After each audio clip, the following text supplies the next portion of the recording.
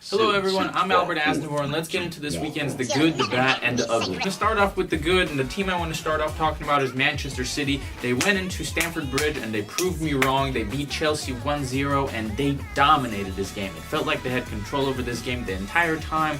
Chelsea seemed like they were 2-3 seconds behind the entire game, and when Morata went off half an hour into the game, they just lost that spark up top. Willian comes in and doesn't really change the game, and it just seemed like Kevin De Bruyne and Silva were running the show. This was a terrible game for Chelsea, but this was a great game for City, and it makes me a believer now. I do think they can kick on and do really well this season. I'm still not going to call them title winners because we just started October, but this is a game they needed to win to prove something to me, and they did that. And so good on them. They're good. Let's talk about the bad of the weekend. My first bad of the weekend is Atletico Madrid. They go away to Leganes and have another 0-0 draw. In the 6 away games Atletico has played this season, they have drawn 4 of them, failing to score in 3 of them and 2-2 in 1 of them. This seems like it's Simeone's last year, considering that they're not really playing well, and I'm not expecting them to win the league or the Champions League. Maybe get into the Copa del Rey final and win that just so they can send him off well. I know he signed a new contract in the summer, but I don't think that's going to be enough to keep him at the club. I think he will be leaving, and this team is just like failing over and over again. I'm expecting him to play better next week, but they need to start picking up points away, and this is a bad for them. Let's get into the ugly. There were a lot of bads this weekend, but none worse than Bordeaux conceding 6 goals against PSG, considering that they had only conceded 3 goals in the last 5 games and not lost a game all season in the league. This was awful. It seemed like there was no fight from the first minute. I mean, PSG ran all over them. They dominated, they created chance after chance after chance, and yes, they scored 2 goals, one of them being a penalty, but they didn't deserve those goals. I mean, PSG was all over them. They were running rampant. I'm expecting this team to do better this week, but this was disgusting. You don't concede 6 goals, especially after you've conceded only 3 in your last 5. What happened to that defense? I understand you're playing against damn near $500 million attack, but still, 6 goals? No team can justify conceding 6 goals. I don't care what you say. You do not concede 6 goals, and you need to do better next week, Bordeaux. After the disappointing game of Bordeaux, I want to talk about the good, which was Manchester United. Yes, back-to-back Manchester clubs. Manchester United smacked up Crystal Palace, right, left, and center. They ran the show, scored 5 minutes into the game, and it was pretty much over from there. Fellaini put another 2 in, and Lukaku capped it off. I know I had him for a hat-trick. I know it didn't happen, but it was a great game for United. Kept another clean sheet. In the last 6 games, they've scored 21 goals and only conceded 2 goals. Both of them scored by the opposition in the 90th minute. This is insane stats. This team looks so good. Last season, it took them, I think, 16 games to score 21 goals in the league. It took them 7 games this season. 7 games for 21 goals. This team has clicked. Mourinho has arrived. And I still have them winning the league this season, for the sole purpose that I know that Mourinho can get it done. I know that Pep is a great coach, but I'm looking for him to do well in the Champions League more so than in the league. I know Pep will finish in the top 2 for sure, but it just won't be number 1. Mourinho is going to win the league. I've been calling it. I thought they were going to win the league last season. I mean, they still picked up 3 trophies, so it's not like they had a bad season. But I think they will pick up the league this season. Manchester United is back, Mourinho is back, and this team looks amazing. I'm looking forward to that game against Liverpool next weekend because we got the international break. That's going to be a big one. And that allows me to segue into our next bad of the weekend, which is Liverpool picking up another draw, conceding another crappy goal that they should not be conceding. I mean, Joselu didn't even want to shoot. I mean, he waited for Matip to come back and hit the ball against his shin. I mean, he wasn't planning on shooting. So this is another 2 points dropped, creating plenty of chances but not capitalizing.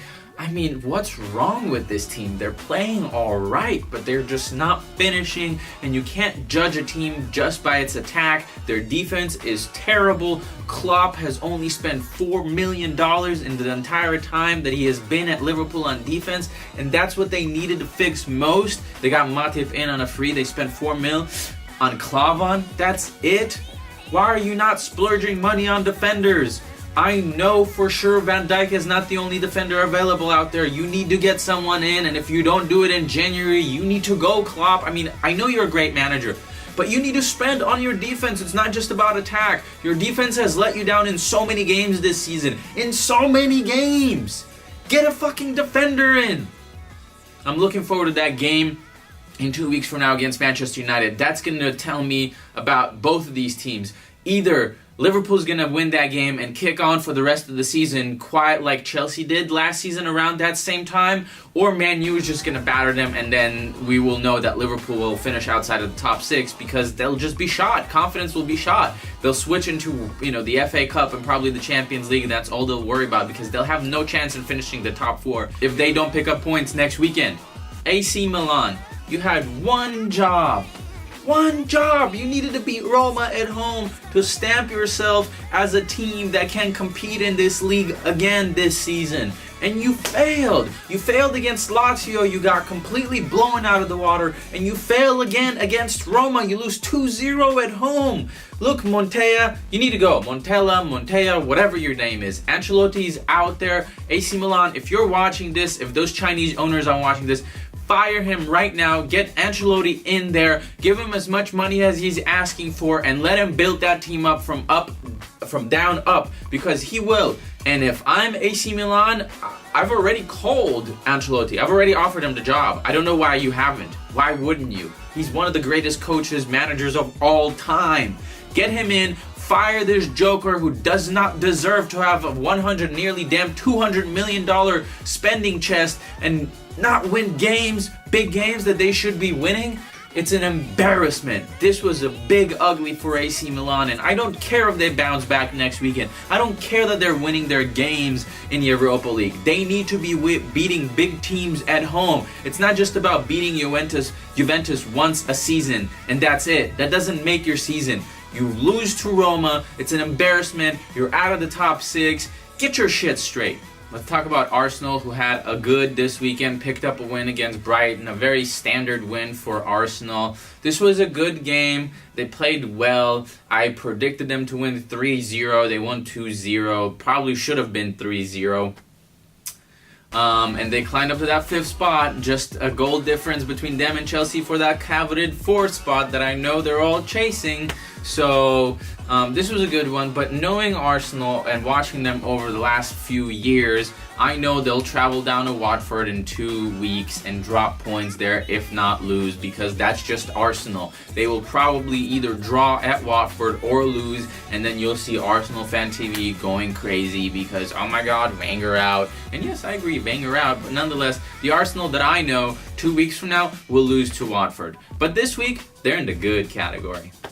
Bayern Munich are not only bad this week, but they were bad last week and the week before that. Something is wrong with this team. They go to Hertha Berlin, they're up 2-0, and they concede 2 goals in 5 minutes. And then they don't just seem like they want to win it. Something is wrong. Something is not happening. I'm expecting a lot of big names to be shipped out in the summer, and I'm expecting a complete rebuilding. I don't know who they're going to bring in. Nobody's really on the market right now. Maybe in the summer you bring in Simeone, which I can see happening. I can see working out for them. But as of right now, who are you going to bring in to have this team? They're not even looking like they're going to win the league. I think Borussia might actually do it this season. They should have won that game to show that it was Ancelotti's fault, but no. They lost concentration, they dropped points away again, and I have nothing to say. They just had a bad. You know what was the ugliest thing I saw this week? Nice.